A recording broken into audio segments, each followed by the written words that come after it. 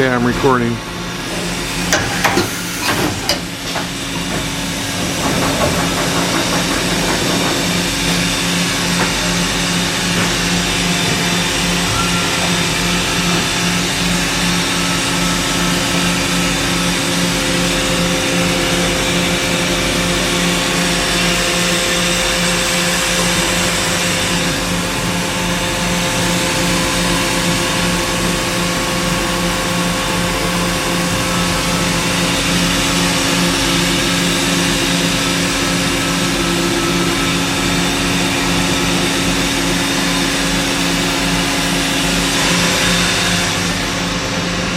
Okay, if there's any way you can call up hours on this, that would be helpful also.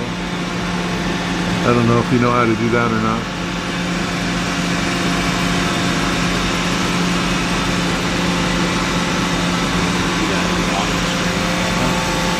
I don't know.